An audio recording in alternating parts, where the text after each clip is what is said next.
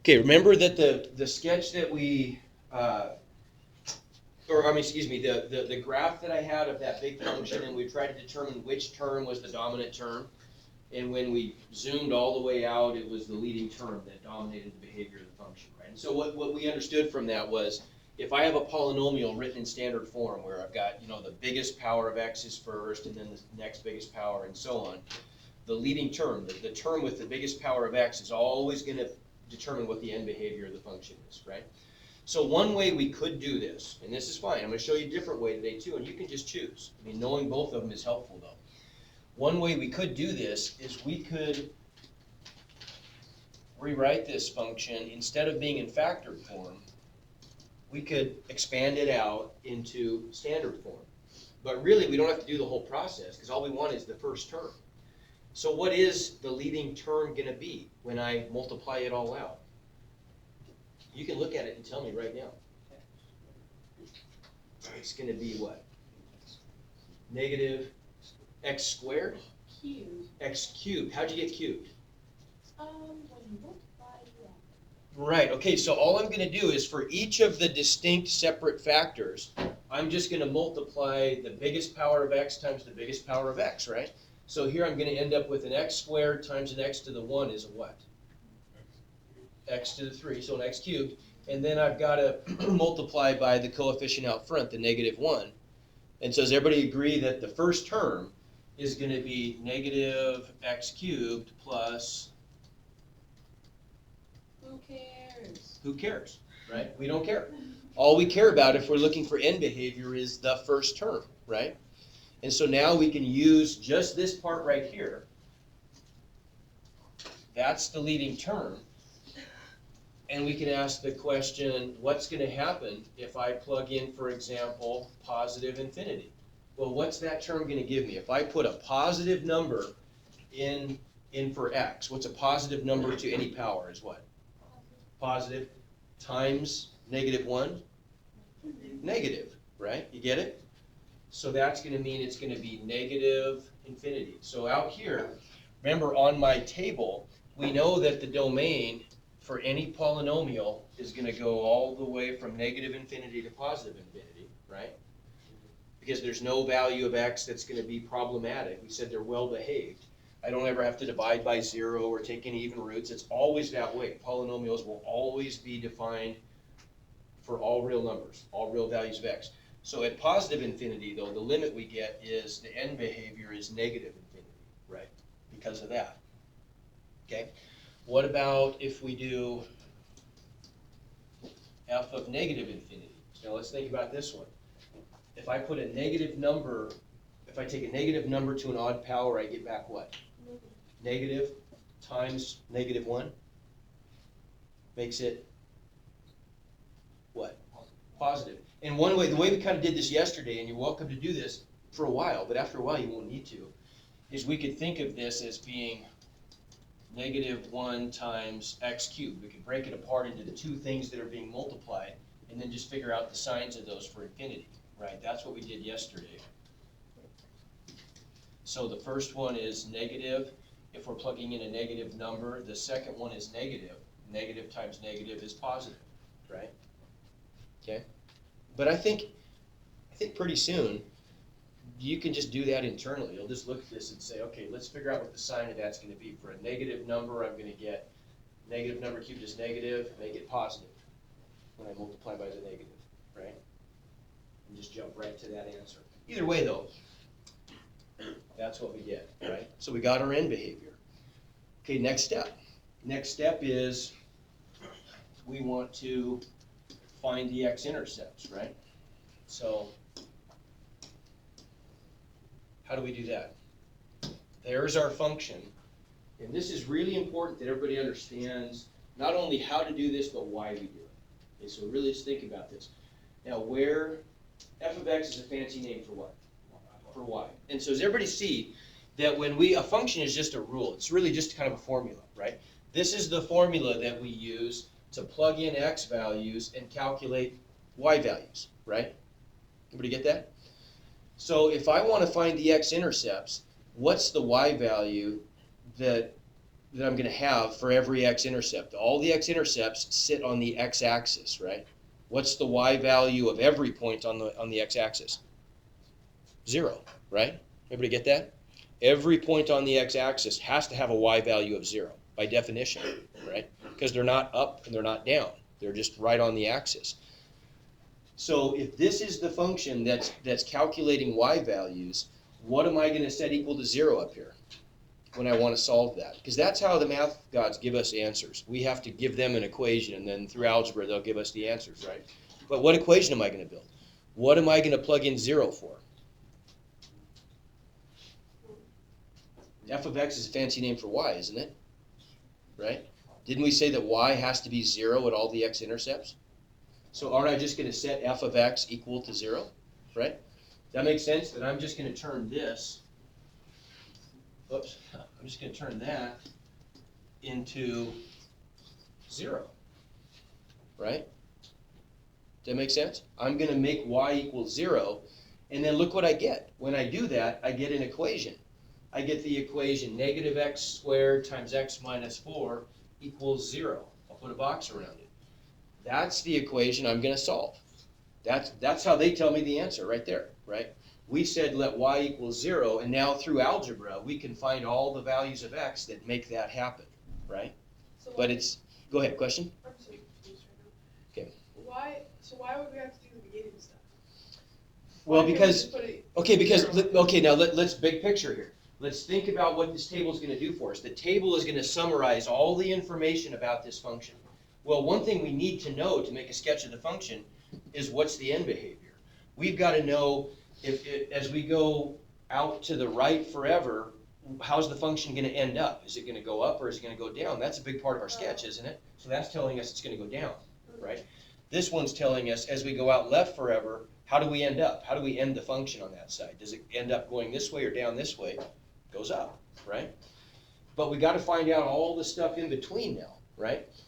The most important part of all the in-between stuff, in between the end behavior, is going to be the x-intercepts, because those are some easy points that tell us exactly where the function is, right? It's going to go through those points.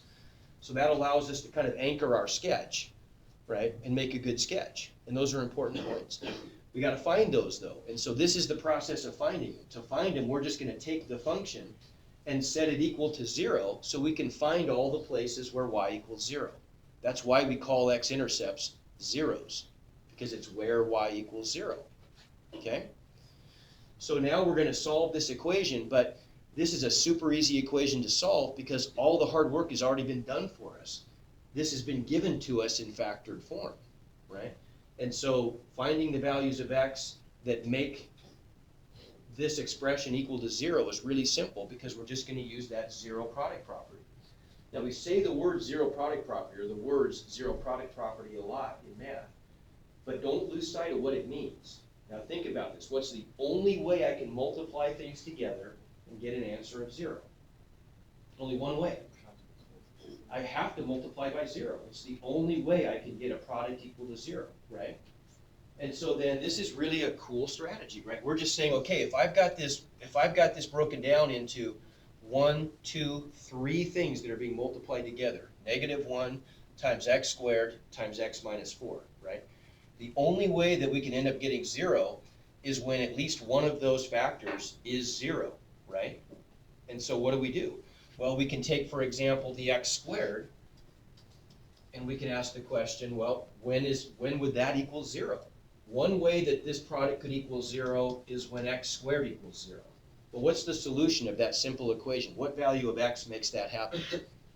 X equals 0, right?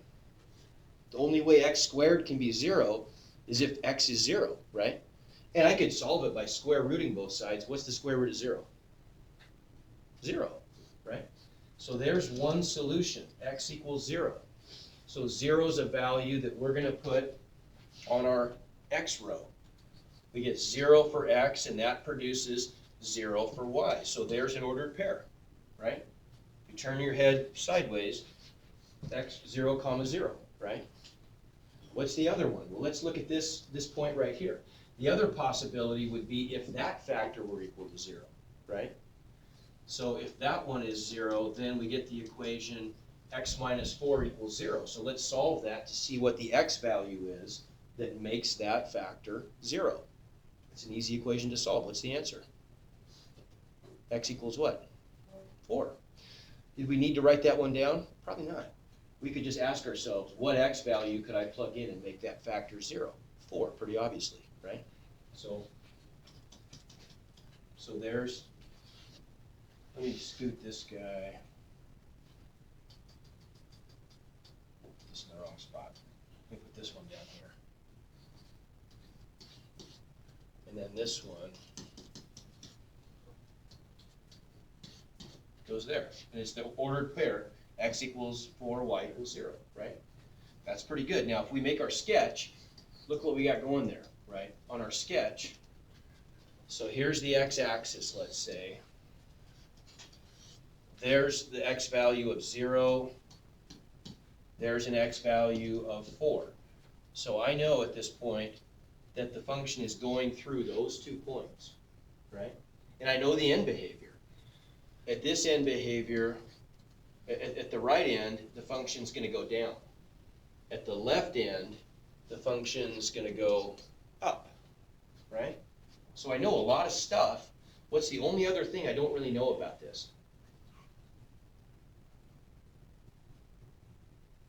There's one other thing I just don't know yet. What's that? Do I know what the function's doing in between here? There's a lot of things it could be doing, aren't there? Right? It could be dipping down, it could be dipping up. We don't know, right? How are we going to know? Yeah, did we do that? I don't remember if we got to this yesterday. This might be where we left off, possibly. Okay, so maybe I'm asking you a question that you've never heard anything about, and that's possible. The way we do this is by picking a test point, right? We're just going to pick a value of x in between these 2 x-intercepts, in between the zeros. So how about like 2, for example, right? If I pick the test point 2, we just need to know not what the value of the function is, just if it's positive or negative. What happens if the value of the function is positive? What does that tell us? If that were the case, what would that tell us about what happens in between these 2 points? It's got to be up then, right? So I'd know that it has to be a loop up, right? If it's negative, it would have to be a loop down. Okay, so then all we have to do is take our function right here. We know that f of x equals negative x squared times x minus 4, and we're going to evaluate that at 2, right? And what are we going to get? So I've really got 3 factors here. I've got the negative one out front, I've got the x squared, and I've got the x minus 4. I just want to know the signs of each of those. Well, the first one is obviously negative, because that's constant. That's the constant factor of negative 1. That's never going to change. But what's the sign of this factor going to be? X squared. When x is 2, is x squared positive or negative? Positive. So that one's going to be positive. What about x minus 4? When x is 2, is x minus 4 positive or negative? Negative. 2 minus 4 would be negative. And so what's the overall sign going to be? Now think about this. If I'm multiplying a negative times a positive times a negative, what's the overall sign? Positive. How come positive? Because I have a negative times a negative. In fact, the easy way to determine, here's a good trick. Here's a good trick. Just count the number of negatives being multiplied together. If it's even, what's the outcome?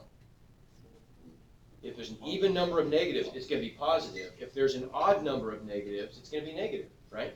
So this one's going to be positive, and so that's what I put right there. That tells me something important then. That tells me that there's going to be a point up there somewhere, right? So now we can sketch our graph, right? But it's like a puzzle. These are kind of fun. Seriously, it's like doing a puzzle. You're saying, yeah, right. But no, seriously, you can make them fun. You make anything fun. That's how you get good at things. So how am I going to do this? Now tell me if I know that my end behavior is down over here, and what are the places that this function goes through the x-axis? How many are there? How many places does my function go through the x-axis? 2. there and there. Those were my those are my zeros, right? Could there be a third one somewhere? No, there can't be. If there were a third one somewhere, I would have had to have had another factor in there, right? So there can only be two. So what does the function do out here then? It's going to go from this, and by the way, what we call this thing is a maximum, right? Because it's going to be a peak, isn't it? Okay. So going from this maximum, what's the function going to do on this side? It goes down. Yeah, it's going to be simple. It's just going to do that, isn't it? Right? Does that make sense? Yeah. Okay, what about the other side, though? This is a little more complicated. It's got to go up over here. So can it do this? Yes or no? Could it do that and then go back up? It can't. How come? It'd have to have another x-intercept, and there isn't one, right? So it can't go through the x-axis there. What's it have to do instead? What do you think? In order to go to touch the x-axis there and have upward end behavior, what's it have to do? Any ideas?